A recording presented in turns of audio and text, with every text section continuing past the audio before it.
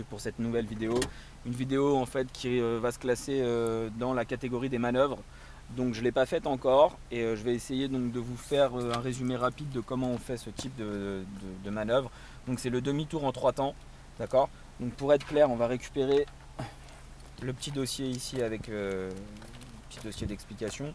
Donc le demi-tour en 3 temps, comment que ça se passe? Donc là tout de suite, là mon véhicule il est dans cette position, à savoir il est dans la position donc, qui est ici, je suis là, et donc je suis dans une rue à double sens, d'accord. Donc je peux aller moi par là et les véhicules peuvent aller par là. Donc le demi-tour n'est possible que lorsque vous êtes dans une rue à double sens et non pas à sens unique. Vous n'avez pas le droit de toucher les trottoirs, vous n'avez pas le droit de monter sur les trottoirs, mais vous avez le droit de toucher les trottoirs, d'accord. Et surtout vous faites cette manœuvre uniquement lorsqu'il n'y a personne qui arrive, donc pas de piétons visibles, pas de vélo non plus, rien du tout qui arrive.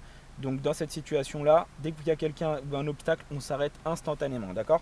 Donc la première chose que vous allez faire et qu'on va faire ensemble, c'est s'arrêter, contrôler à gauche, d'accord. Une fois que j'ai contrôlé partout autour de moi, je mets mon clignotant et je braque à fond le volant de façon à partir dans cette direction-là, d'accord. Une fois que je suis dans cette direction-là, donc je m'arrête, j'ai le droit de toucher le trottoir avec la roue avant, mais je ne dois pas monter dessus. Je revérifie partout, je mets le clignotant à l'opposé, d'accord, et je pars en vision directe dans cette direction. Une fois que je suis arrêté, je mets mon clignotant à droite, encore une fois. Je revérifie autour de moi partout.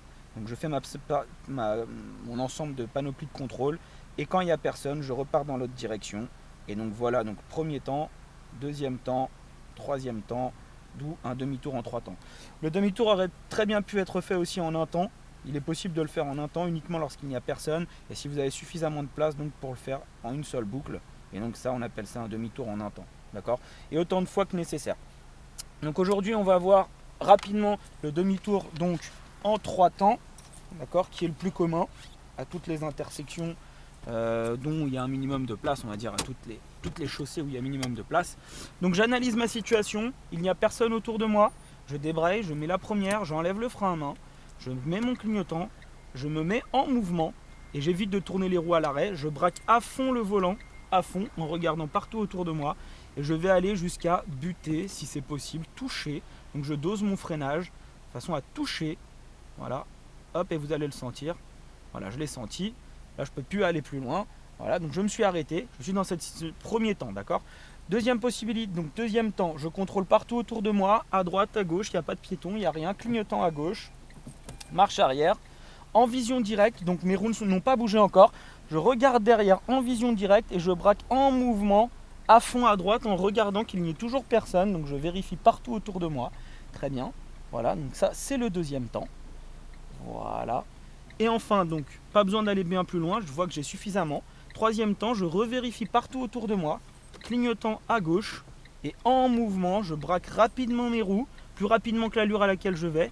Et je repars dans la direction qui m'a été dite pour repartir. Bien, voici, vous venez d'avoir une explication pour le demi-tour en 3 temps, rapide et pas compliqué. Là, pour maîtriser ce demi-tour en 3 temps, je vous rappelle que c'est un objectif de fin d'étape 1, quand on peut commencer à travailler sur, enfin fin d'étape 2, pardon, quand on peut commencer à travailler sur les manœuvres. Donc maîtrisez bien tout ce qui est mécanique, point de patinage, reprise première, boîte de vitesse. Voilà, donc toutes ces choses-là sont à travailler. Je vous invite à regarder les autres vidéos que vous retrouverez au début de la vidéo. Si vous avez liké, n'hésitez pas à laisser un commentaire et à mettre un petit pouce en bas. Ça fait toujours plaisir. À bientôt!